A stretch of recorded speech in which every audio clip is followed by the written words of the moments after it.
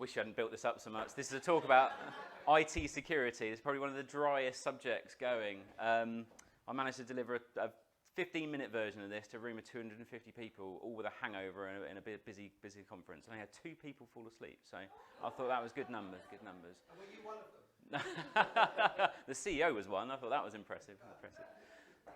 So I'm here to talk to you today to give you a bit of an insight into the world of IT security, how to keep your business safe and secure for the future. Your data, your customers' data, is critical to the future of your business and the security of that. We're all hearing about how the ICO are coming down really hard on companies that are letting their data leak out into the public. It happens all the time. Sometimes companies are putting their hands up and saying, we had a breach 2 years ago, 500,000 credit card details got out there, give us a fine please. And those fines have grown massively. So I'm trying to help you get to a position where you don't fall foul of these kind of things like data leaks, and there's some pretty fundamental things we can do to get you started.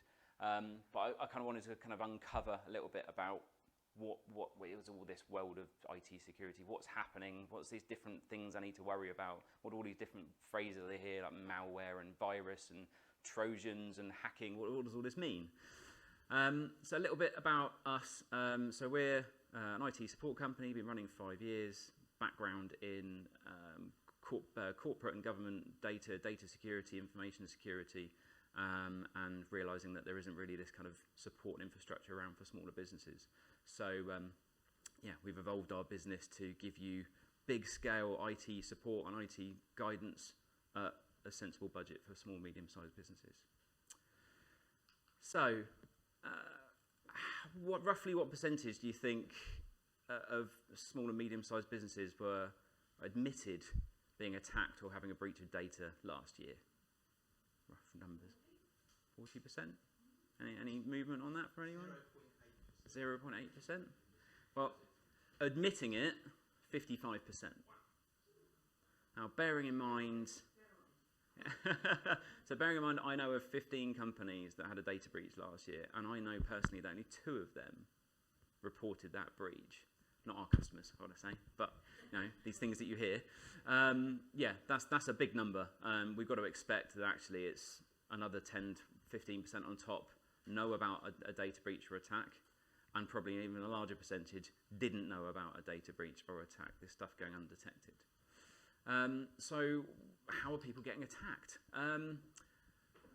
There's a number of things, and I'm not going to go too much into a lot of these things, but obviously the biggest one here is a web-based attack. This is someone accessing your services across the internet. They're hitting your services in the cloud with your system or service providers.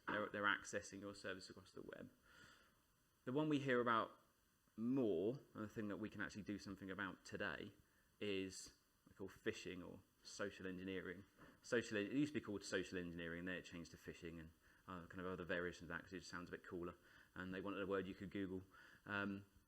So this is people finding out how to get into your systems by learning about your business, learning about your people, understanding your suppliers, and then working a way to get you to give away your login credentials or to give you information that can help them get into your systems. Happens all the time. Phone calls from, hi, I'm from BT, I'm from TalkTalk.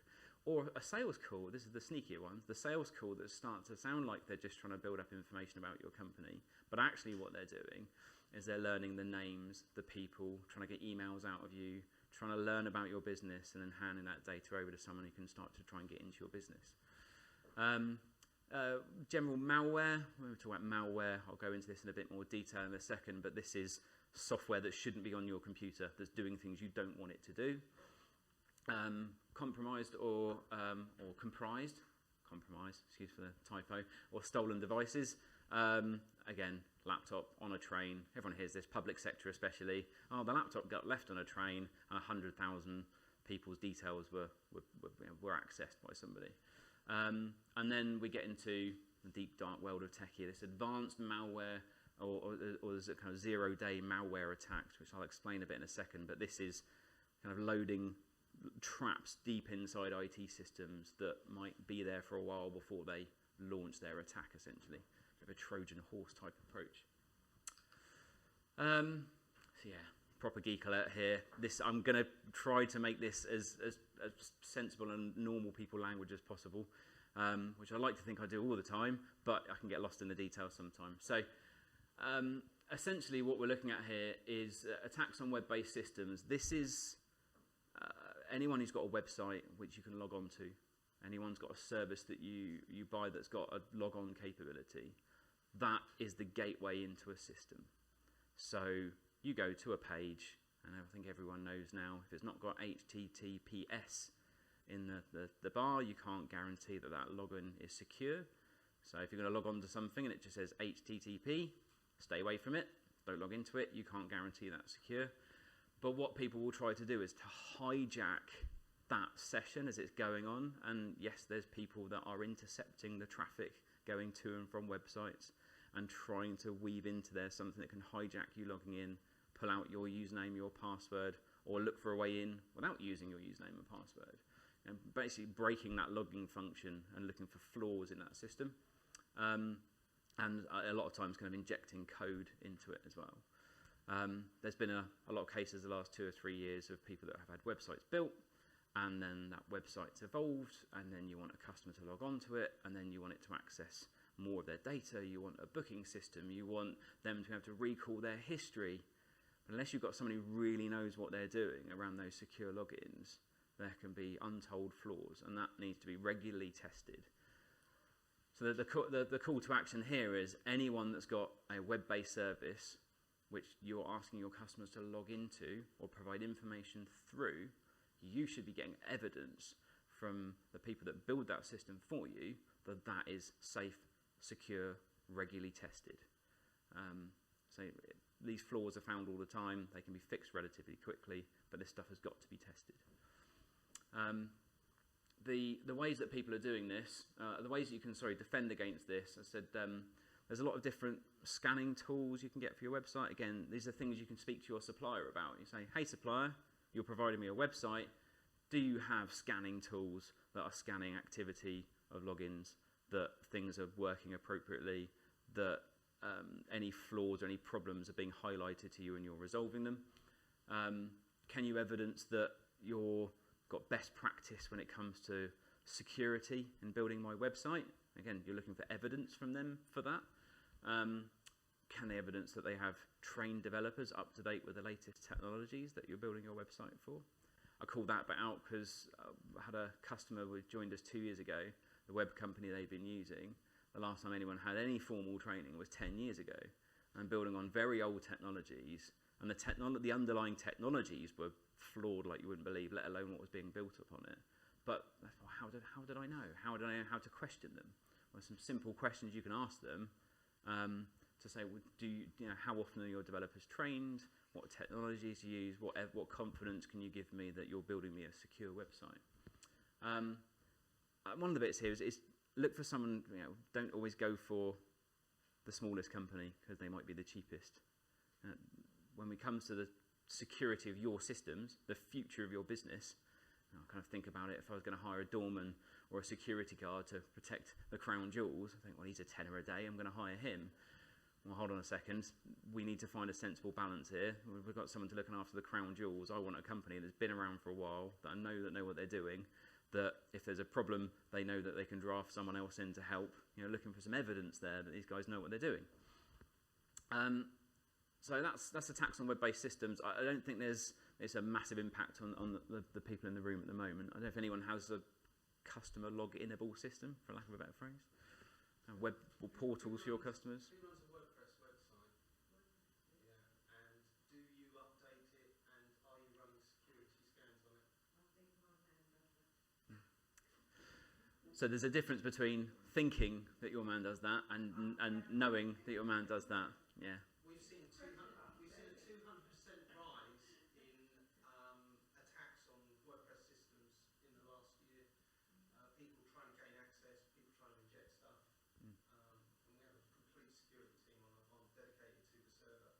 And we had a meeting with them 2 weeks ago, and it's frightening, absolutely frightening. There's a war going on and you can't see it. Yeah. But they're after data. 9 times out of 10, it's someone's built you a WordPress site, and that's it. They've left it. So building a WordPress site, you're using a technology to build a website, and there's chunks of that code essentially that's being used. Now, people find flaws in this code and this technology all the time, and they're regularly patched and updated. So you need to make sure that your website is equally patched and updated. I know we all go, oh, what do you mean there's a monthly fee for looking after a website? There's a reason there's a monthly fee to look after your website. It takes effort and time, and there's a lot of activity going on to make sure your website stays secure. Any questions on web-based systems beyond? No, fantastic. Move on. Brilliant. Malware. There's loads of words here that we probably all heard over the years that you see in the news, or you've been seeing it in a movie. There's hackers. There's people creating Trojans and viruses. You've probably heard the phrase spyware and adware and malware before. But malware is quite a broad subject. It's anything that's running on your systems that shouldn't be, essentially, and has got there without you knowing. How do you protect yourself against some of these things? So again, depends on where you want to go, and I'll kind of explain each one as we go through. I mean, viruses are normally you've let something in. A virus will be coming in on an email or through a website, or you've clicked yes to install something. Your system has allowed something to get into your system. You don't have any protection against it coming in, and it's normally fairly easy for it to get into your system. You're normally letting it. 9 times out of 10, a virus comes through because someone's opened an attachment on an email. That's most of how these things come in. Or you've plugged a USB into your computer and it's automatically fired something up because your computer said, yeah, automatically fire up anything on my USB drive. So worms, call this the infester. Similar to a virus, a worm can get into your system and start to essentially feed itself and grow. And it can start to break off into different parts. It can get into all of your systems and start to worm its way through your systems, hence the name worm. Again, a type of virus, essentially, just the way it delivers. I'm not going to go too much into exactly technically how it does it, but there's a different sense, a different term between a virus and a worm. Trojans and spyware kind of sitting in a similar kind of category. A Trojan is it's the great pretender. It's, I've got this I want to install on my computer. This looks good. Let me install that. It's going to help me create whatever I want to do or make my computer faster. And you've said, yes, install it. Yes, do everything. Off we go. And that software is in there pretending to do one thing, and in plain sight it's there, but doing something else. Normally recording all your keystrokes, recording your activity, copying files. Trying to get an understanding of what you're using to get your data off your computer and to give someone some value from being there. Spyware, very similar, normally under the radar. You don't know it's installed. You can't see it in your list of installed applications. It's tucked away inside, running in the background, doing a very similar thing to a Trojan does, but the Trojan is very much, yes, you've installed Microsoft Paint, where it's not really. Adware, so who's ever installed a toolbar in their web browser? So, this is a handy toolbar. It's going to help me get better deals. And so there's at least one person in the room. Used to be really big, sort of 10 years ago. Yeah, it's like you might see it's like a Yahoo search toolbar that gives you quick things to do stuff. Right, 99% of the time, the people you think have sold or giving you this toolbar, it's not them at all. This stuff is sat there, and it's quite clearly sat there, just monitoring everything you're doing on your website, redirecting you off to where it wants you to go. Very much you think you're Googling something, and then you're not Googling it. Some random search engine that looks a bit like Google and gives you the top 10 hits it wants you to have because it's trying to sell you stuff. And then the awful one, the one that has probably I've seen actually had more people in tears over than anything else, is ransomware attacks, or the kidnapper, as I've called it. This is where something has got into your system, or someone has got into your system. You see it a lot in the news. Talk rung me and said I had a problem with my computer. They jumped on my computer. Next thing you know, lost access to everything. All my files are locked out. What these guys do is they encrypt all your data, and there's a special, unique, ridiculous, long-charactered key to unlock all those files, and they say, if you want the key, you got to pay me. And this ranges anywhere from £500 to 5 million. I know an IT company that sells backups that had never backed up their data, and their entire server got encrypted. Now, what's happened in the last couple of years is everyone used to give you the key. You'd pay, they'd give you the key. You'd pay, they'd give you the key. There's a lot of people out there now like, why should I give you the key? Give me the money now. There's a lot of people paying the ransom, essentially, and still not getting that data. And that's what happened to a company that I know a friend of a friend. Essentially, that was it. They paid, they couldn't get their data. Now, all you can do is that there is an army of people out there trying to break these encryption keys, and eventually, at some point, that key will become public through to these superheroes of the anti-ransomware world, but you might be 30, 60, 90, 180 days without your data. So how do you protect yourself against all of this? There's a few things here. Absolutely, you need backups of your data. You need to have a plan to recover your data, and you need to practice recovering your data. Because the worst will happen at some point. Doesn't matter how much protection you get in place, there's as many people out there trying to break into your systems as there are companies trying to stop them getting in. At some point, someone gets ahead of the game and you lose access to your data. Things you can do to protect yourself against all these different areas, and we help companies implement the majority of these. And sometimes it's as simple as we need 2 or 3 things installed in your computer, and we need to put some sensible settings on your router or firewall. But it is having an antivirus. Who uses a Mac? Who thinks Macs don't get viruses? Yeah, okay. Even now, I hear people say, "But Macs don't get these problems." Well, they do. It happens a lot. Have an antivirus, or more commonly known, you'll hear the phrase endpoint protection. They'll start to call things rather than antivirus, because these software packages do more than just protect you against viruses. Having some form of network security, so not having your router with your default admin and password that comes on the back of the box, admin, they're going to get into your systems. Making sure that you're being sensible about who you let onto your network. Making sure that the devices you've got on your network aren't just open to everything. Again, they've got passwords as well. Maybe implementing firewalls to give you protection and monitoring on the perimeter of your network. It all depends on your need, really. So anyone that's working, does anyone work with the NHS? No? Okay. If you ever engage the NHS and you're going to be a supplier to them, they will ask you to evidence that you're adhering to cybersecurity essentials of best practice security. And a lot of local government agencies are starting to implement this as well. Things like, can you please make sure your users are not an administrator of their computer? You have a separate admin login, so you can't accidentally install things as yourself. An element of that comes into having like application control. You can't just have anyone installing anything, because it could be anything at all. Oh, that looks cool. That's going to help me make my website faster. Download, install. Oh dear. So by not being an admin of your machine, there's an element of application control there.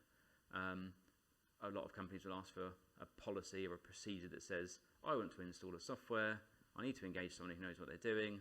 They validate it's clean. They install it for me, or may have pre-installed and tested it and installed it for me. Application detection, so again, a good endpoint protection software running on your machine will be looking for unwanted applications trying to deploy or run. Adware, things like installing toolbars.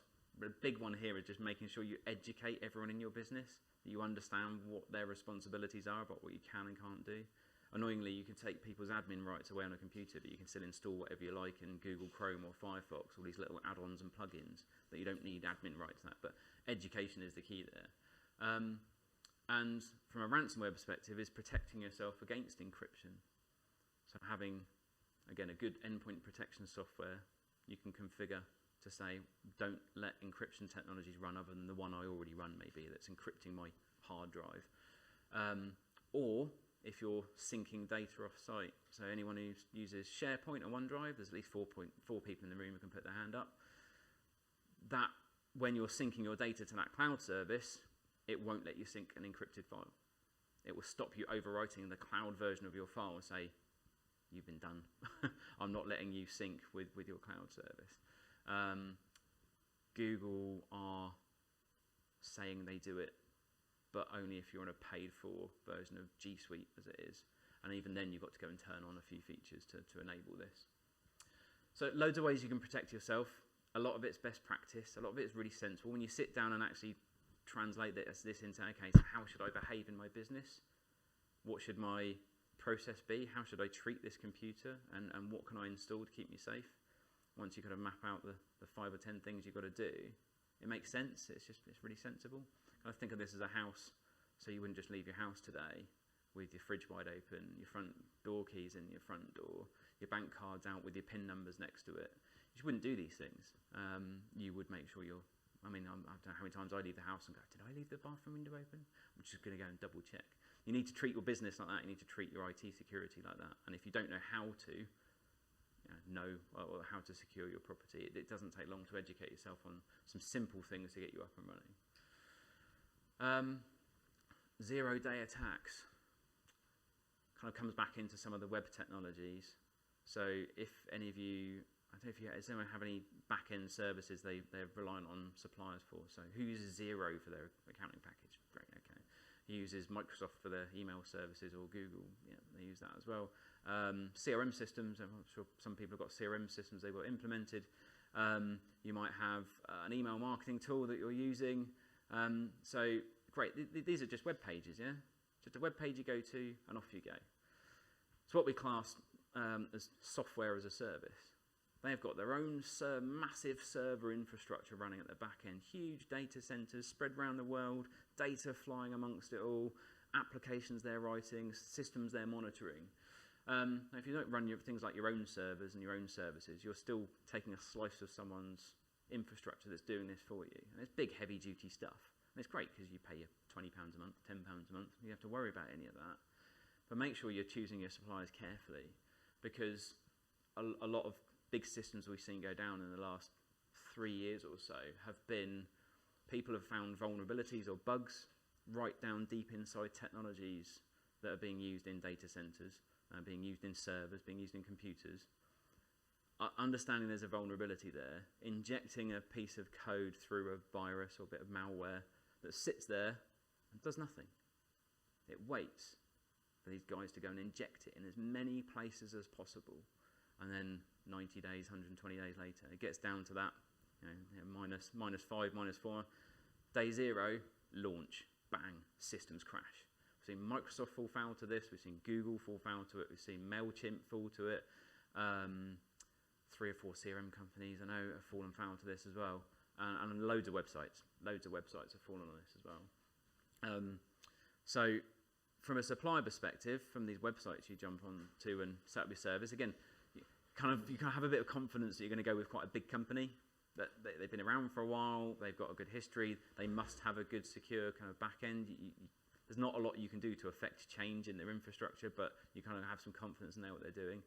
Where you start to risk a bit is when you're thinking you might implement something yourself, or you might go and buy something to do it yourself. Is something's really old and outdated, or a legacy service that people might run. We see this a lot with CRM systems. I found this great one online. Don't many people use it anymore. It's still there. I think they give it away for free now. But nothing's been touched for 3 years. And the people that are running it are just waiting for you to sign up and pay you £5 a month. You don't know what's going on the back end of it.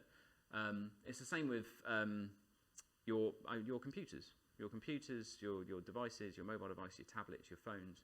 If you're using, so here, kind of outdated or discontinued products, highly unlikely that anyone's releasing patches and upgrades to these things.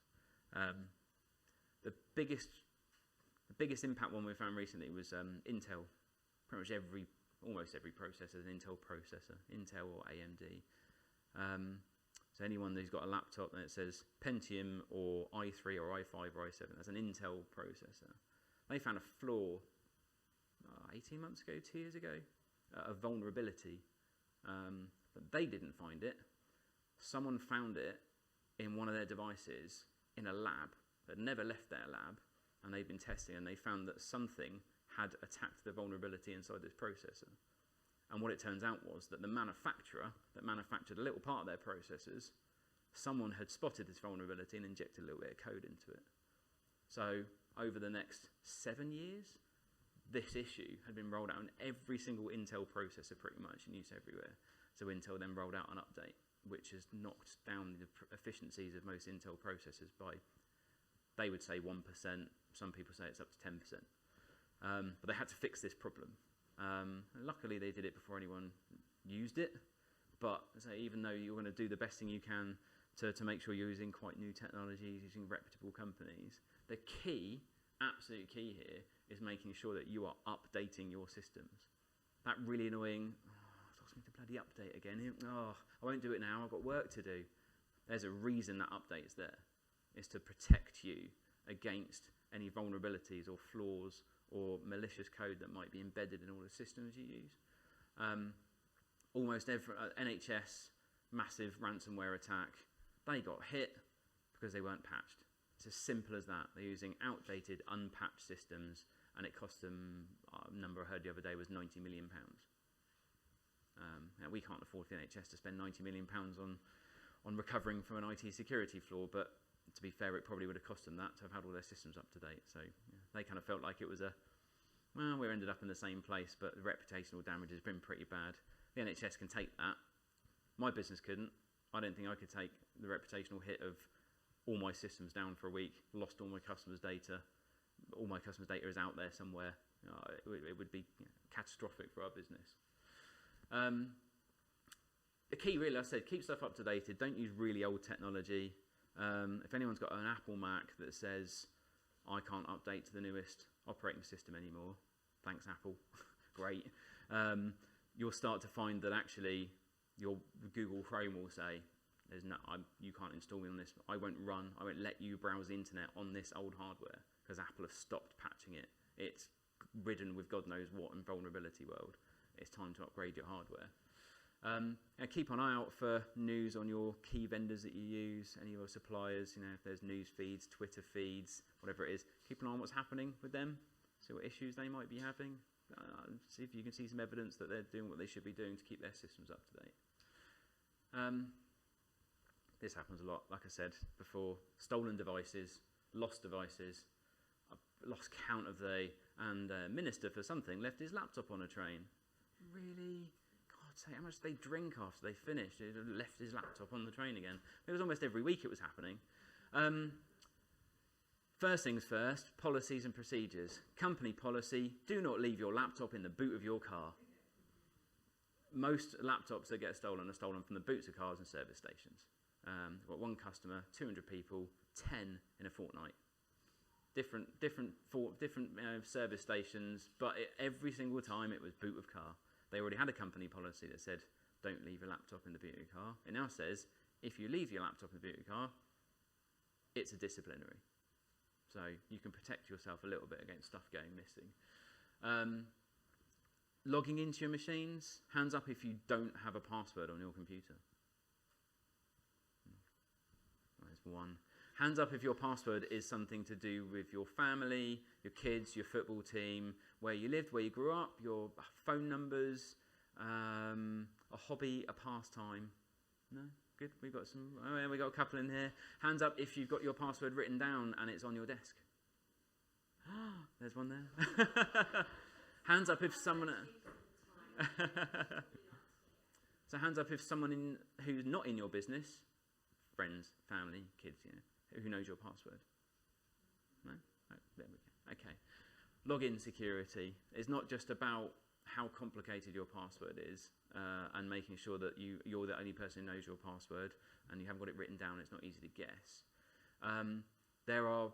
Yeah. That's a really practical question. Yeah. So if you make a complicated password, which is ideally what you want, where are you supposed to keep it? So because you can't remember them, because you have different passwords that are different Yeah. things. Where is how are you supposed to remember?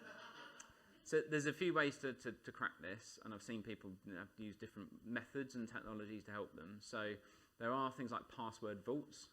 So there's companies like LastPass, which are great because they're standard service you can get for free. You can have a multi-factor or two-factor authentication to log in, so you don't just need a password to get into your password vault. It then sends you a text or even an app pops up and you have to put a code in, so without your device No one can get into it. Similar as you log on to your bank. You can do it that way and record everything. Yeah, you can get a service that's a web-based service, or it's an app on your phone, or it's a plug-in to your browser. But again, that's no good if you don't have a password on your computer in the first place to get in to auto-log into things. Have a system for your password. Some people have a bit of a system, so I won't tell you exactly how they do it, but a customer of ours says the service, they equate the service to a pattern of the letters of the name of the service, and then they use a specific character from that then drives what the password should be. So there's a system, but I couldn't work out what the system was. But they know, they've got a standard default sentence essentially that then adapts based on the service they log on to. And they never change those passwords, and they only have one password per service. So the login security bit is, that's another question. Does anyone use the same password for lots of different things? Yeah. So Debenhams got hacked 2 years ago, and everyone who logged on to Debenhams with their Gmail account, Hotmail account, whatever your email account was, so many people used the password for Debenhams was the same as the password for their email account. All these details get scraped. They get thrown into an automated system that says, use that email address and that password and log into the top 500 websites. So obviously if it's a Hotmail, it will log into Hotmail, Debenhams, eBay, Amazon, Facebook. And it will just try and log in. It gets a hit, comes back in the system, little green flag, man at a desk, back in department, Hack Central, goes, right, let me see what I can do in here. It's a high value account, I'm going to pass it up to the next team who's going to see what they can get out of this guy. So having one password across lots of systems, someone gets hacked, your password's gone. So separating your passwords for different systems is absolutely key. I say having a system or having an app or something that helps you remember. Someone said to me, is it okay to let my web browser remember my password? Well, if that's a device-specific login, if you've got confidence that we've got lots of other security on that device and only you can log on to that device, you accept or don't accept that risk yourself. It's up to you. It's all risk appetite, this stuff. It's like, if you're really risk averse, as I have some customers, very, very risk averse, implement everything. And then some people are like, I'll be fine, honestly. I don't care if someone goes to spend £5 grand on my eBay account. I've got insurance for that. I've got, PayPal will cover whatever. When it comes down to their company security data, they might be like, that I'm having a separate password for. Family, all my personal life over there, business separate.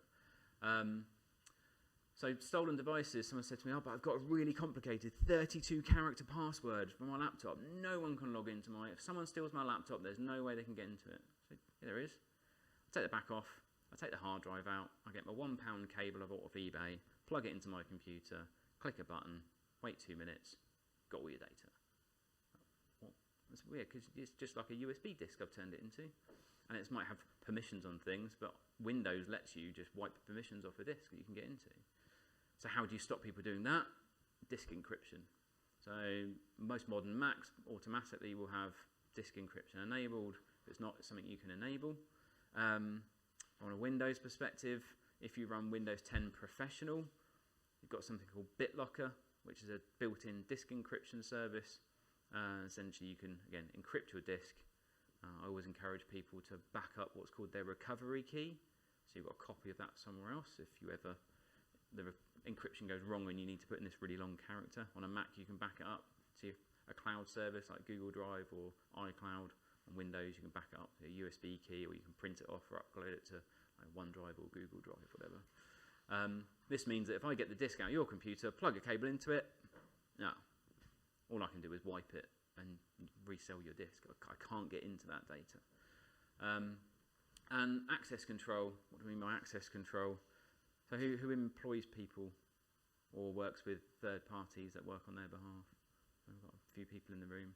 So when someone leaves your business, what's your process for locking down their accounts and restricting access to your systems? So yeah, someone right. Yeah. So Emma and the team would email us and say, I don't know, Louisa's won the lottery and she's emigrating to the Isle of Wight. Nice way to exit me. Thank you very Yeah. Went to the Isle of Wight Festival, never came back. Last time seen in a field with flowers in her hair and singing about daisy cows or something. There needs to be a process there, which is someone's leaving, email us. They're leaving on this date. Great, let's start closing down their accounts. These guys are in the ability of, we use a back-end system to manage all their logins. It also manages the logins to their computers. So, they wouldn't be able to log into their computer. It would lock them out from that as well. So access control is really, really key. So what does access control? It's closing accounts, it's disk encryption, it's strong passwords, and having some policies about the devices you use in your business. Things like phones. You let people have email on their phones. You have a policy that says, but you must have a password on your phone. Amazing amount of people I know that don't have. They're like, oh, it just annoys me. I just want to swipe up and I'm away. Have a password on your phone.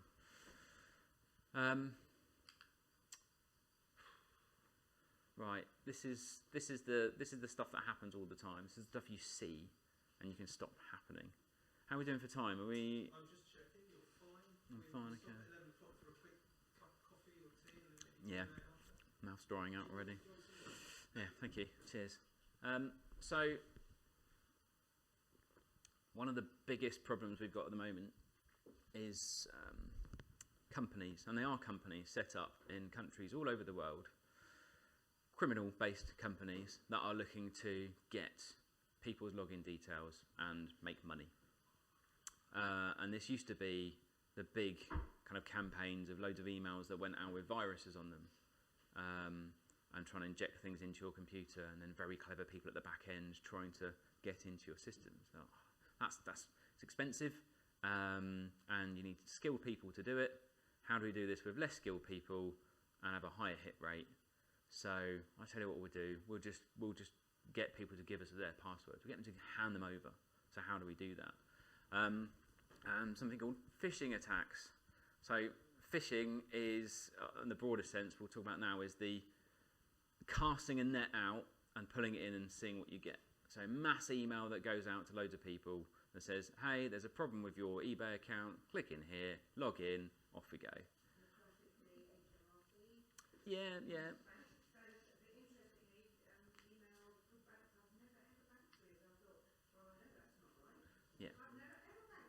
So that's the lazy phishing attack. Yeah. But it's a numbers game. They'll throw out 100,000 of those, and even if 50 people go, oh my God, click, I'll change my password. Yeah. They've got you. They've got 50 hits. Yeah. Yeah. So we'll give you a few tips on how you can defend yourself against it. But as I said, from a phishing attack perspective, massive net. Let's see what happens. They're getting smarter but lazier at doing this. They're getting better at making the emails look genuine, but they're lazy about who they send it out to. Because like you say, people are getting things from companies they've never dealt with before. And people are getting wise to the eBay, the PayPal, the bank. So they're trying other random services now. Because again, they don't really care which password they get. There's a good chance you've used that somewhere else. So they'll pick something, I don't know, there's a big one went out for, is it boohoo.com, clothing company? Yeah, one of those went out. They hit the so many million customers, so they hit a little flag, and someone said, oh, we'll have a go at that one, throw that out there. There's a lot of younger people that use this service, probably have one password for everything, off we go. The slightly more targeted phishing, so the even smarter phishing attacks are looking for a specific company. They find out that a company works with another supplier, they've got a list of email addresses for the company. Let me try something in amongst a specific industry or a company or group of companies or customer supplier chain. And let's just see if anyone falls for this bit, see if I can get the login details. Then there's the slightly even smarter ones, which is the spear phishing, which is exactly what it sounds like. This is, I want you. You are the person in that business that I've identified can transfer money or works for the CEO, might be easily convinced or panicked about something, so I'm going to engineer an email to you from someone that you think is genuine and ask you to perform a very specific action. That's where that kind of like social engineering part comes into it. They will do research, they hit the website, they hit LinkedIn, And when I say there's companies doing this stuff, right, there's been some undercover footage in some of these companies, one in India, one in Africa. They have got HR departments, they've got canteens, they've got training, staff development, they've got benefits, health, medical. All they're doing is stealing data and trying to get money out your bank accounts. That's what they do. Big bucks, real big bucks. There's also, when you send an email, you can spoof the from address. Oh, very easily. It's coming from myself, Ben, whoever, but actually it's being sent from a random address. But because the email client displays what it's told to display, you can see Roy at roybankscotland.co.uk, and you're like, oh, that's the bank manager. Yeah. Better do what he says. And there's a couple of ways they can do it. There's ways you can protect yourself, but I just wanted to give you an example. So we engineered a fake email going into one of our customers to try and see if we can identify. This is basically part of a campaign of improving their email security and education within the business. So we sent this email out across the whole business. So what can you see with this email? There's some, if anyone can see that particularly well. It's from Reset with the email address noreply@corpaccounts.com. Password reset. Your password has been successfully reset. If you didn't make this change, or this is the fear thing coming in, or you believe an unauthorized person has access to your account, it is critical you create a new password immediately. So 220 people at the time, 30 people clicked the link. And 10 of those people reset their password. And one person reported it and said, I think I've done something stupid. Because after it's successfully reset your password, there's a click next button, and they went, got ya, it's us.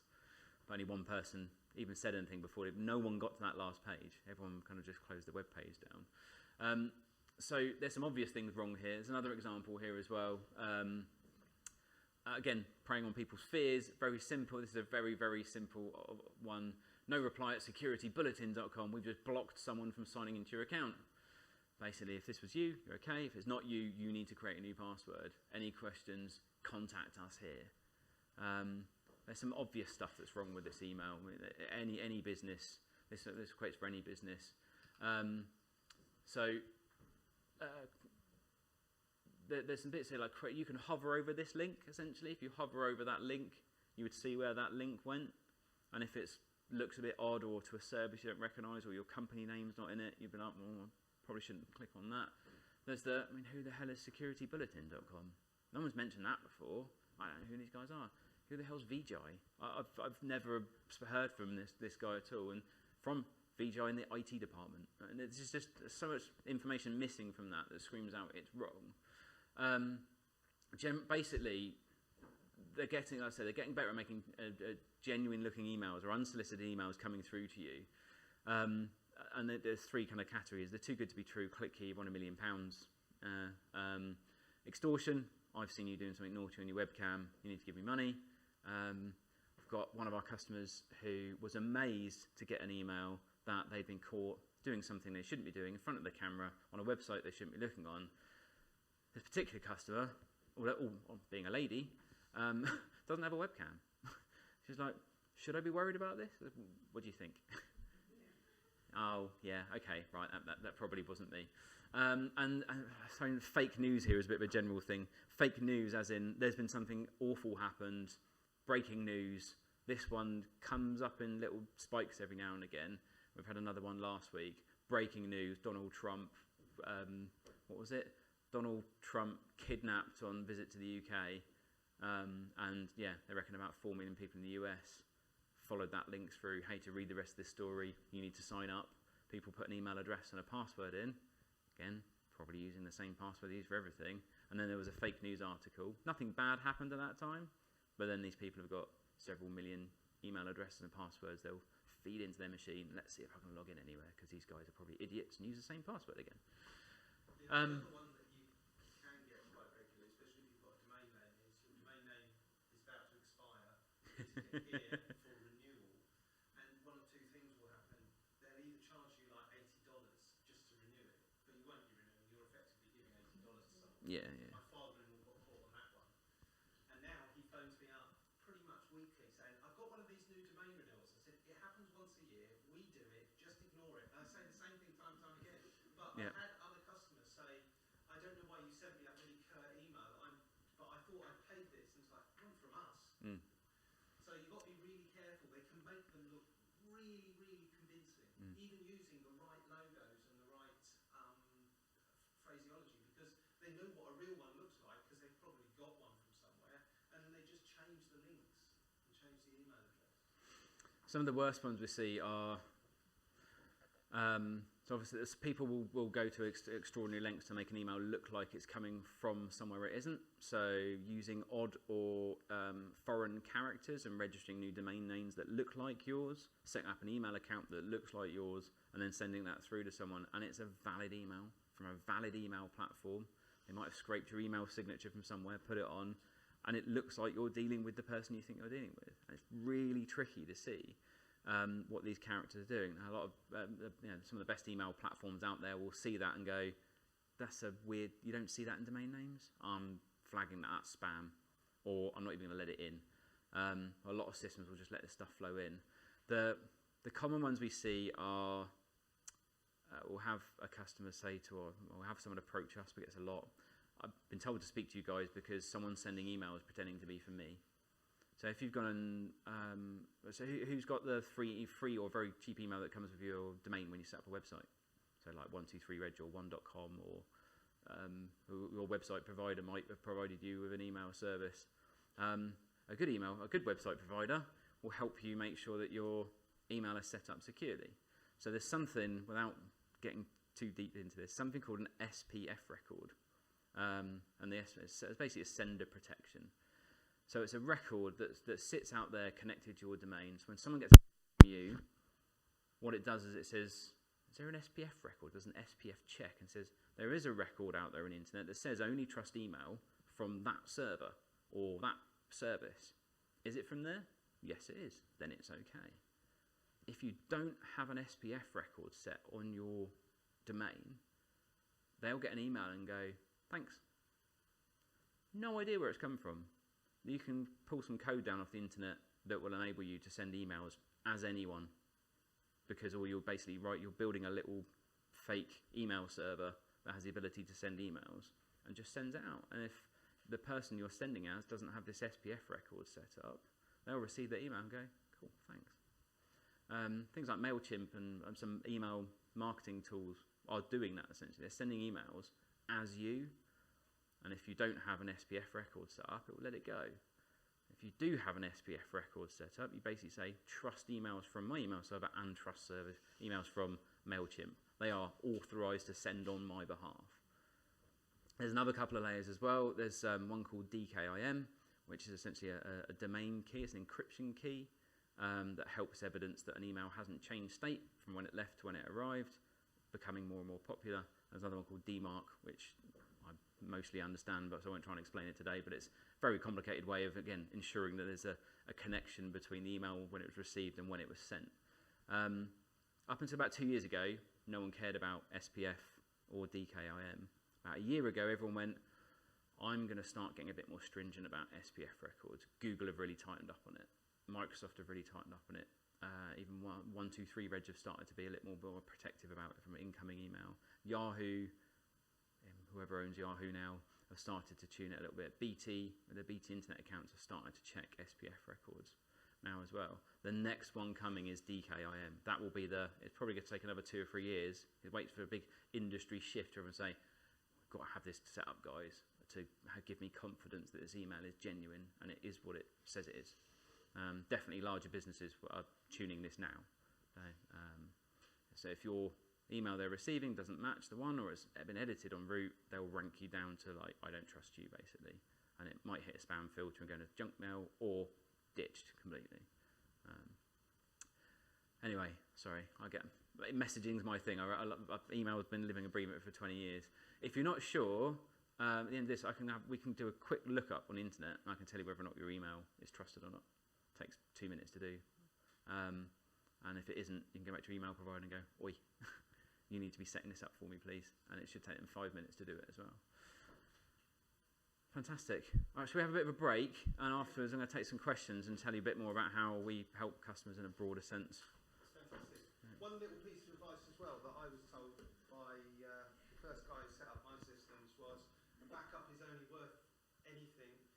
restored from it. So Yeah. it's no good just backing it up, because when you don't have access to your data and you go and get that backup and you put it on your machine and you find it's corrupted or there's something missing from it, That's this bit. too late. It's where was I? There. Yeah. Back it up, have a plan to recover, and practice it. Practice it. I just wanted to flag that because Yeah. it happened to me. Unfortunately, this is back in the days of zip disks. I backed up a load of stuff to a zip disk. Then I had a problem, had to reinstall everything, went to get it from the zip disk, and the zip disk was corrupted. And it was going to cost a lot of money to try and read all of the bytes off of the zip disk and then try and reconstruct the data. And in the end, I just had to let it go. But it happens quicker than you would expect it to happen, because you think to yourself, oh, everything's fine, I backed it up. And then the day comes when you think, backup. And also keep old backups, because if you get infected, you might not find out for 30 days. Yeah. And if your backups are over the last 30 days, you then don't have a clean backup. So there's a whole load of stuff that I can go on about. Yeah, offsite backup. And you should have it in 3 places. The worst one we see is people plug an external drive in, back up the computer to the external drive, and then they never move. It just sits there. So when the computer gets nicked, that gets nicked. When that gets infected, that gets infected. When that gets encrypted, that gets encrypted. Yeah, it's just too many eggs in one basket. But anyway, time for a cup of tea. All right, cup of tea, and we'll come back. So as I said, a bit of a chance to have a bit of a think and calm down from the fear and the worry of all these horrible people out there trying to get your data and attack your companies and yourselves.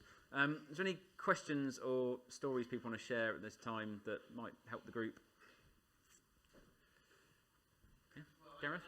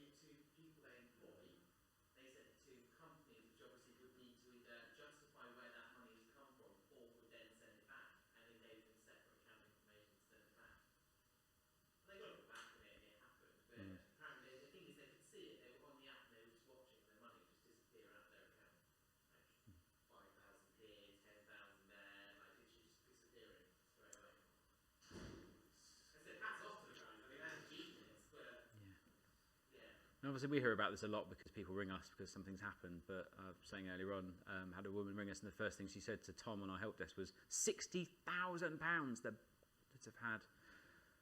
Oh, hold on a second. What have I done? Who are you? And yeah, someone had got control of their computer and almost in front of their eyes was transferring money out of their account and £60,000. Said, have you rung your bank? Yes. We told them what's going on? Yes. They did get all their money back. Their machine had all sorts of stuff that had been installed on it while this remote control session had happened. Stuart made a good point. You get a phone call from someone or an email from someone and you think, really? I'm not sure about this. I'm just going to go to the phone number I know for that person and I'm going to contact them directly. Say, have you asked me to transfer £10,000 to you? Have you asked me to refund you? Is it you telling me your bank account details have changed? A lot of our customers have been hit by this. The head of finance of one company, they'd lost control of their email account, and the person who got the whole control of their email account set up some rules that said any emails with the words invoice, any refund, account details, passport, just forward them to this random Gmail account, and they were just farming all this information. And one of their investors had their passport cloned and was taking out loans, and yeah, it got really complicated and they nearly lost their job. They were considering firing her for that, but you know, the saving grace was had the company implemented everything that we had suggested that they implement to protect themselves against things like this. No, it was on the roadmap to do, but we hadn't done it yet. Okay. Good point from yourself. Education. Being educated around this and educating the people you work with and having good relationships with your suppliers and your customers and people knowing what normal looks like and what abnormal looks like is a good thing to have. The CEO one's quite interesting. Particularly someone who's running a business or someone who's responsible for something. I said the email saying, I'm your boss. I'm telling you now, this is critical. You need to transfer this. I'm abroad. My phone's not working. I'm borrowing my wife's phone. Here's her number. My work email is playing up. Use this other email address. But anyway, email 10 grand to that company. And yeah, they do it. When I was at a conference doing a talk about cybersecurity, the CEO and the PA were sat next to each other. While I was talking, the PA said, yeah, I've just had an email apparently from him telling me to transfer money. It just happens so often. The bigger you are, the bigger the target you are as well. So it's not that they'll try the first time. It's they'll phone you up and they'll say, I just need to take this, before I can discuss your account, I need to take you through security. Can you tell me your mother's maiden name? Can you tell me this? Can you tell me that? And they'll ask you all the questions, and then they'll say, oh, unfortunately our systems are playing up at the moment, we're going to have to call you back. And they farmed a load of information, which may be a second level of data that they've got off of other areas. So they've built up this entire profile of data from you, and you volunteered it all. Yeah, one customer, they have a system to validate the request to transfer money, because they do this a lot. There's a lot of transfer requests go on. They have a system to make sure that email is genuine, and they have a whiteboard in the office, and they write a word on the top of that whiteboard, and if you're asking money to transfer, people transfer money, that word is just at the bottom of the email, bottom of the email signature, and they random words, dinosaur, chicken, chocolate, whatever's on that whiteboard. That's almost their two-factor authentication. I know you sent that because you're the only person that knows that's on that whiteboard. And we change it every week. There's no system to it. People choose different words. Really, really, really simple. We do support for Whitehall Town Council, and all the councils have just changed because the local people find all the seats. We don't know anybody, but so we gave Andrew Church, and others on the board, we gave him a secret password to give the new councillors a number to call so we could actually set them up. They didn't have that password, so look, we've got to go back to Andrew Tree, get that password, otherwise we can do nothing for you. Yeah, identity validation is quite key if you're dealing with customers. If you're dealing with secure things, we've got. We know we're lucky that we know a majority of our customers. I've met every single one of them at one point or another. We do have a couple of customers where there's lots of people we have never met, and they're based abroad. And again, we've got a specific memorable word, and we might ask them for the second, third, and fifth character of a memorable word to validate their identity, because we don't know who they are. So you don't need to panic about this stuff too much. It's really easy to do when you're a small business. We had someone approach us. Sorry, did you have a question? What was that? Oh, yeah. You mentioned previously about encrypting the hard drive on a laptop, Mm-hmm. and most of us use it. How difficult is it to do that, and how do you check on your system whether that is encrypted or not? So on a Windows PC, really, really easy. You go to, most people are going to be on Windows 10 or thereabouts. If you're on Windows 7, panic. It goes end of life next year. Get off Windows 7. But you'll go to, when you see the file explorer, where you see all your files, and you'll see it says this PC. You click in there and you'll see your C drive. You right click on that. Now if you see something that mentions BitLocker, you're running Windows 10 Pro, which means it comes inbuilt with disk encryption capabilities. And you right click that, it will say manage BitLocker, and you can essentially enable the disk encryption or manage the already enabled disk encryption. Most high-end kind of business machines will come, most business machines will come with Windows 10 Pro standard. If you bought something from, say, Curry's PC World, it won't be Windows 10 Home. The cost difference is about, the licenses, Microsoft will tell you, it's about £120, £140 price difference between a piece of hardware without Pro and with Pro. You can easily upgrade any machine to Windows 10 Professional. With something we can help with, we can do it remotely. It's just a license change, a couple of updates, a reboot, and you're there. The key is when you're encrypting your drive is to do a backup of the recovery key. So this is somewhere safe you can keep your recovery key. So these guys are on Office 365. When we say back up the recovery key, it syncs the recovery key back into Office 365, so we can look that up if we ever needed to and help recover if the encryption went squiffy, which every now and again it does. Or we've got to take the hard drive out because someone's driven over your laptop and we've got to get your data off of it. But, the best place to be when it comes to recovering from lost devices and damaged devices and encrypted hard drives have gone wrong is not really all your data being mirrored or synced to some sort of cloud service. So they almost become terminals now. Everything on your desktop, everything in your documents, your pictures, all your shared files, it's all being synced somewhere. And you know that no matter what happens, it's just new computer, log in, bit of config, you've got all your data back. So there's lots of things you can do quite simply to protect yourself. Yes, have a secure password. Yes, have your disk encrypted, preferably, if you're slightly risk averse, not being the administrator of your computer, have a separate admin login. We can go a step further with things like Office 365, and again, like the guys at Signal do, and we do, you're logging into your computer using your Office 365 credentials, because Office 365 and the laptop have been connected, they know about each other. That way you're not using a local account. Customers are always slightly freaked out when they say, I forgot my password, and we plug a USB key in, reboot the machine, and reset their password. How have you done that? Because you haven't got the protection in place to stop us doing that. The annoying thing is when people have got the protection in place to stop us doing that, and we can't get their password out. But again, if they've not got their disk encrypted, we can just get all their data off anyway and just rebuild the computer.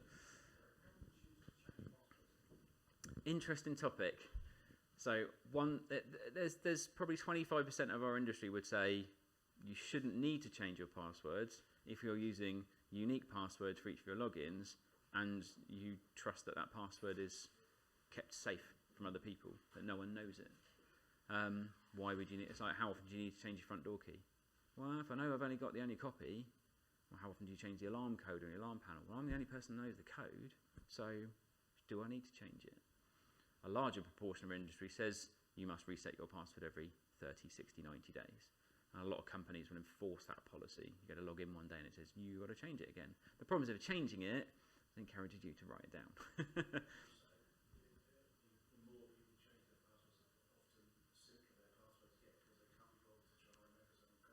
Yeah, or they go from 2011, blah, blah, blah, 2011, blah, blah, 2012, 2030, but that happens a lot. Yeah, you stick a star or an asterisk or a bracket or whatever it might be. So it's really up to you. So, you all own your own businesses. It's up to you to decide what is my appetite for risk. What do I believe is an appropriately kind of risk-assessed way of managing passwords in my business. Having separate passwords for separate systems and having the ability to know what those passwords are without them being on a post-it note on your screen. That was the brilliant story. I went to a company who said, come and have a chat with us, but I guarantee you we don't need your services. We've got all this covered. We are so security conscious, unbelievable. So we went for, I was interested in the services they were offering, and I said, we're going to be here for an hour. I said, if I can find 2 problems with your security, you can buy me lunch. I was like, okay, deal. And if you can't, then you buy me lunch. So, great, I'm going to go for that. So while we're chatting, I said, can you give me a laptop? Said, yeah, okay. So I just took the case off his laptop, took the hard drive out while we're chatting. I plugged it into a caddy, read all his data. You've not got your disk encrypted. Like, what? Well, we've got this system and firewalls and that. I said, yeah, but when someone nicks your laptop off you off the train or in the boot of your car, there we go. All your data's there. And then towards the end of the meeting, well, you only found one. I was like, come with me. So we went outside, round the building, come to the back window. All the finance teams sit with their backs to the windows. Every single one of them had a typed up and laminated thing stuck to their monitors that said, log on password, saved password, door code, local admin password, because someone had told them what that was. And I was like, so there we go. He went red, then went white. Then we went inside and he ripped them all off their screens, and then he took me for lunch. But sometimes it's the simplest things, and it is the people. It is about education. It's about policies, procedures, and getting this stuff right when you're a small company. It's really, really easy to do. The bigger you are, as you know, the bigger a business gets, any change to implement takes longer to do, and you get more resistance, and it gets more expensive to do as well. ideal world for us is someone comes to us and I want to set up a company and I want to be really secure. Right, let's get your machine with Windows 10 Pro. Let's get you on something like Office 365. Let's get you set up, logging into that machine with secure credentials. You're not a local admin, antivirus protection, some form of email protection. Let's make sure you understand how to manage your passwords, and we'll keep copies of your key system passwords in our password vault. Oh my God, how long was that going to take? 3 or 4 hours? Done. It's a few hours work, bit of hardware, some config done, off you go. Once you start to build up data, emails, email accounts, more and more devices, that becomes difficult. There's a few more moving parts. But say ideally, an introduction of somebody who's thinking about setting up a business for not much more than what they were going to spend on a new laptop and an email service or a domain. We can help them set that stuff up, point them at someone like Stuart to get the website built. Within a few days, they're on the road to having a secure, stable, professional business. Easy to do on day one. It's harder the older you are, as with everything, as my knees will tell me. So obviously some of this stuff gets more and more complicated, and there's some great companies out there that can help you manage this. We've got one in the room here. We're another one. There's some bad guys out there as well that will tell you, it'll be fine, don't worry about it. Oh, we'll just chuck this in. We'll just sort this bit out for you. Working with a good IT company or getting advice from a good IT company should feel like they really understand where you want to go as a business and helping you on that journey and helping you implement things that are appropriate for you at that stage, but calling out, you could spend this and you're good for 5 years, or we could do this because your budget's there, but in a year's time you might have to do something a bit different. So we help companies with a range of services. Our support team are providing help desk services, so unlimited remote support. You've got a problem, get on the phone. Got a dodgy email. Can you just check, do you think this email's right? I'm not really sure what to do. Or I'm just about to hire 2 people and buy a new kit for them. What's the right thing to do? Or I'm going to be moving premises, or whatever it is. The common one we get from customers at that more kind of strategic level is, I'm just about to engage with a really big customer, and they've got a big form I've got to fill in, and they're asking me a load of stuff. I have no idea what they're talking about. Can you help me?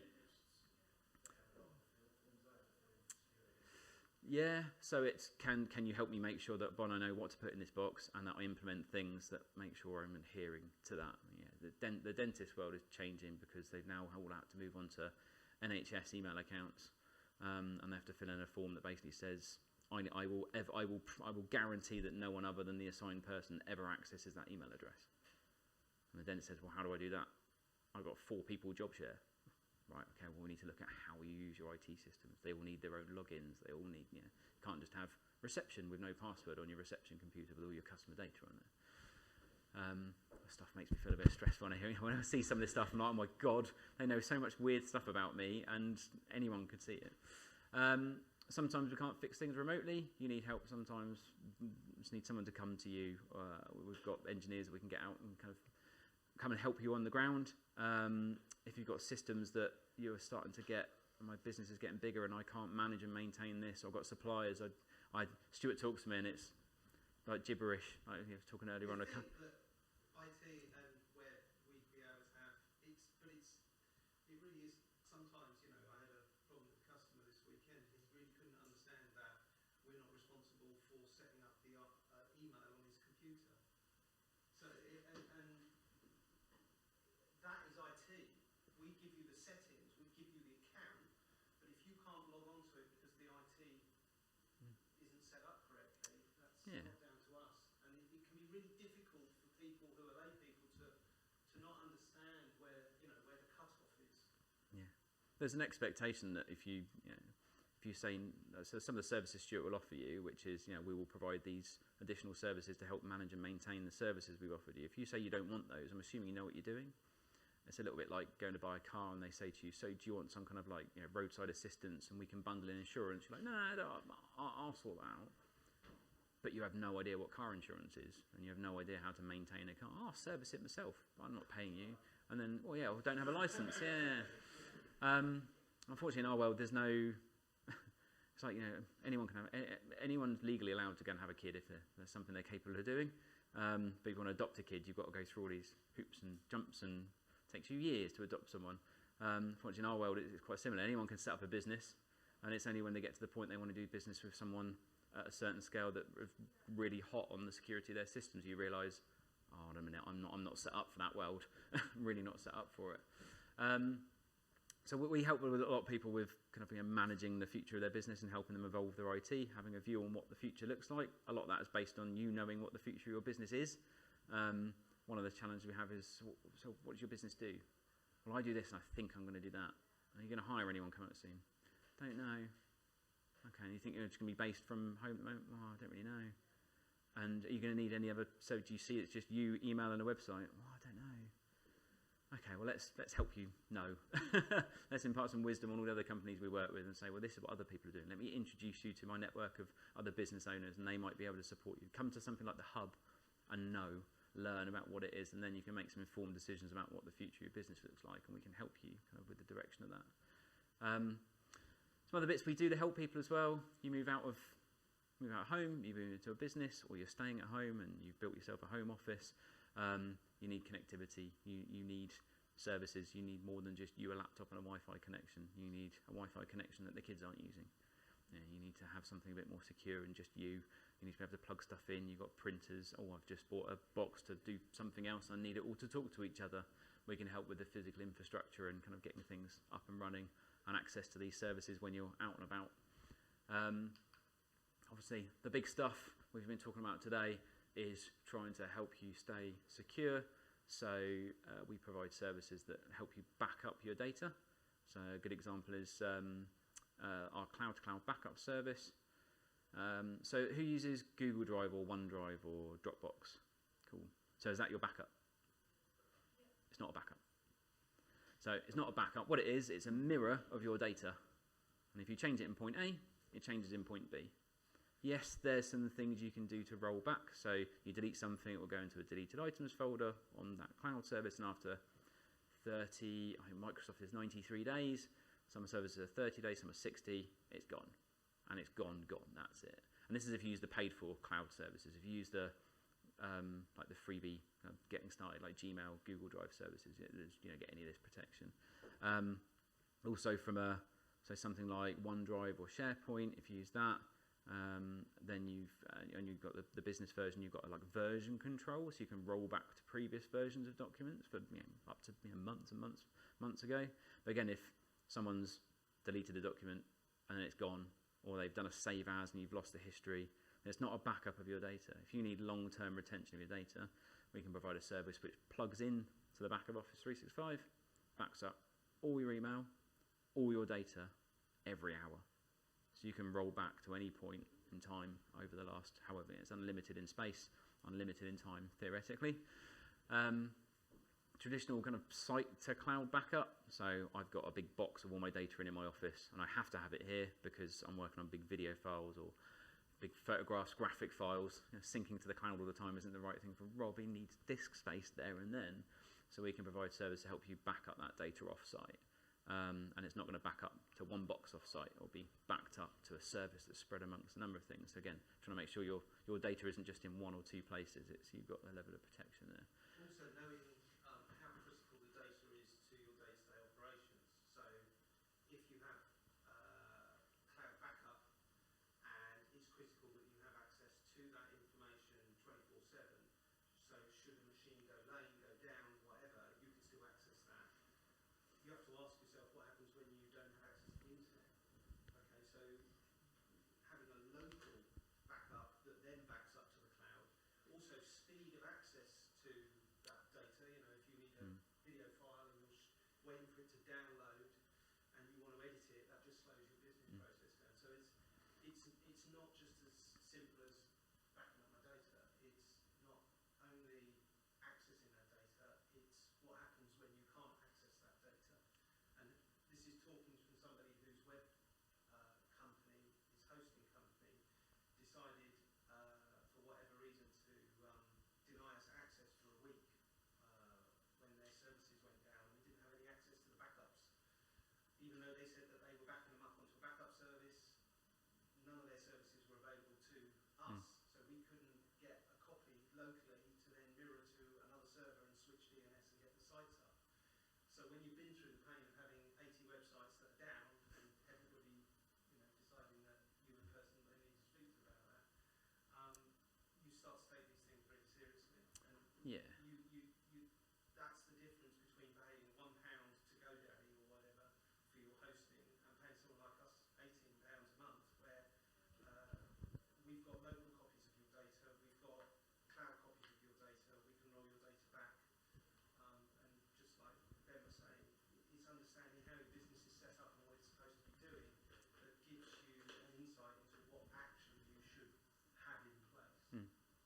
We've got a customer who's got these huge servers on site with loads of data, historical data they think they need to keep and have access to regularly, and we back all that up. And they said, well, we want to do a test restore of our server. Yeah, you've got 30 meg broadband line. That server's got a terabyte of data. So restoring that server to you on site there and then is going to take weeks, possibly. The recovery plan was never that. The recovery plan was we would get your data exported to an external disk. We would have that external disk shipped to your site, and from that disk we would recover your server. Because you decided when we spoke the other day that restoration, whatever, it's fine, I'm going to sit on my little broadband line, rather than going for a larger broadband line that helps you do all the other things. And then priorities have changed. Right, let's look at a bigger line. I want to know I can restore my server. But then the conversation evolves as to, we've been talking about why have you got a server? All the data you store, there's cloud services enable this. You had a faster broadband line, you could use these cloud services and not pay maintaining a server, and then there'll be other backup services. So you start to kind of unpick these things, and rather than our approach to a customer is, I need you to do this, and we say, yep, we can do that. It's, need you to do this. Why? What's the problem we're solving? What's the worry? What's the concern? What's the risk? If we're going to do this, what are the opportunities? Well, let's have a look at these other things that you've been concerned about in the past. Could we do this and this while we're here? Do we just do A for now, setting you up for B and C later, and help implement things, set things up in a way where you're going to spend your money wisely? And if you are going to have to double up some costs at some point, it's really, really clear that this is a strategic thing here, and later on you're going to have to reinvest in a bigger, better service that you to fix the problems you want to fix next year. Email security and continuity. It's not a big seller, this, but a lot of big companies will do this.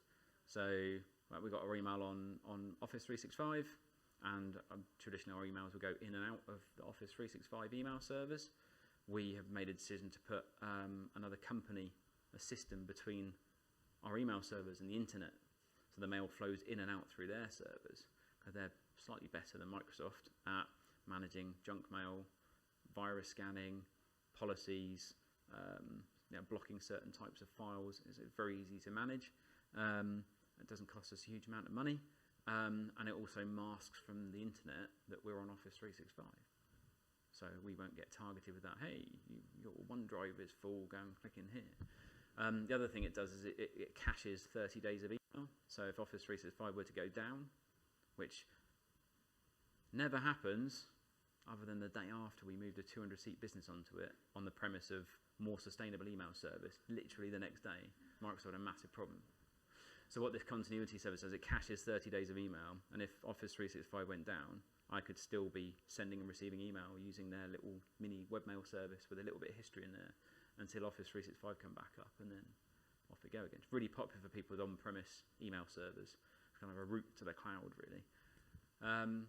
So endpoint security, again, what we used to call antivirus products. Again, we roll those things out. Firewalls, giving you an on-site physical box that's managing and tracking all your internet traffic coming in and out. If you ever go through the cybersecurity essentials process, they will talk a lot about firewalls and policies, especially if you have to go down the cybersecurity essentials plus route, or you need to start working, what do they call it now? Or government levels. So if you're dealing with official data, they're not going to engage you unless you've got firewalls with policies, procedures, and records and tests all in place. And then, so that awareness, education is a big thing, absolutely big thing. And we're doing a bit of that today. You break stuff, we can fix it. You drop your laptop, we can fix it. That happens a lot. Crack screens, drop the laptop on the floor, we can help out with all those things as well. And new equipment. I say when someone says I need to grow my business, I've gone and bought myself a new laptop from PC World, bargain. It was 250 quid. Now I want it to do all this stuff. And I'm like, well, it's the wrong operating system. It's not got the performance you need. You're going to install Office on it. It's going to die. So we got a surprising amount of people come to us saying I've bought this from them, and it doesn't do what I want it to do. And if we get them too quickly enough, just go back and get your money back, and then we'll sit down. Yeah, absolutely. Yeah, with laptops, you do get what you pay for when it comes to IT equipment. You get what you pay for. Until you get into like the flippy screen, touch screen stuff, right? That's just, you'll pay a lot of money for that and probably never use it. But when it comes to the quality and kind of physical strength and kind of long-lastedness of a laptop. There's a reason companies would spend £1,000 on a laptop, not £500, because these things get a battering, especially in a big business world, especially salespeople. Things I've seen. Anyway, so that's just a kind of a flavour of the things that we do, how we help people to kind of manage their IT, help them grow their business, and benefiting our networks through. And if I'll be honest with you, if it wasn't for Emma and Farnham Hub, we wouldn't be the business we are today. This has evolved over time, and relationships we built throughout Guildford Hub and now the Bordon Hub really helped us shape our business. And we'd love to be able to contribute back in to help people. It doesn't take long. Come and have a chat. Come and see us. Get on the phone. I'm a bit worried about X, Y, Z. Okay, well, let's just have a quick look. Let's turn this from a worry into a bit of an action list, and then if and when you're ready to do some stuff, we can talk. It's about not being embarrassed to admit, oh yeah, I've got my email passwords on a post-it note by the side of the computer. Because if the problem isn't understood fully, then we can't. Yeah. You guys can't harden your security to a point where it's going to be effective. Mm. Yeah, we audit every customer we bring on board, and that's generally an on-site, anywhere from 2 hours to 6 days has been our longest, of going through absolutely everything, every system, every log-on, every connection, pulling it all apart and mapping out all the risks and issues and opportunities. So risks to security, issues of usability, and opportunities to better use technology, essentially. And that helps build a bit of a roadmap for the future. But it can be very quick. Hey, it's me and a laptop. Cool, come and see us. We'll sit down. We can map all this out for you. And it's amazing how much of an IT infrastructure you have. You don't realise you have. You have someone doing your website. You have an email service. You've got your MailChimp. You've got your CRM system. You've got your phone, your tablet, your laptop. This is your IT infrastructure. There's a lot to control. We dig through a lot. And people go, oh yeah. I don't know login for that. Well, the guy did that for me. Well, I've spoken to him for 2 years. I think it works. Oh, I don't know. Yeah, interesting. Just out of interest, I don't want to go down the whole Mac, Apple, which is better, but from a security point But of view, from a security point of view, can you manage both those systems talking to each other? yeah, so I started off life as a graphic designer. So I literally grew up on Macs. I was I suppose Archimedes computers were the first things I got involved with at school, and then got into graphic design. Loved Apple Macs, did a lot of graphics work, a lot of video editing, audio-visual kind of work as well, and then got into Windows. So my history is with Apple. Fantastic products, great in so many use cases, but there's some challenges when it comes to kind of corporate infrastructure when you've got physical infrastructure, like servers and different applications that might not run on Apple. There's ways around that, absolutely. It's trying to understand what the problem is. I had a customer come to us this week. They're I don't know the name of them now. So they're an animal-related business that help and coach people into looking after animals better, and they sell certain products and they look after animals. And they want to do loads of video work. So when I do loads of video work, people keep telling me I should probably buy a Mac. What do you think? I said, what else do you need to do on it? Just want to do video work, pick up my emails, surf the net. Okay, what does your business look like? Well, there's 6 of us in the office.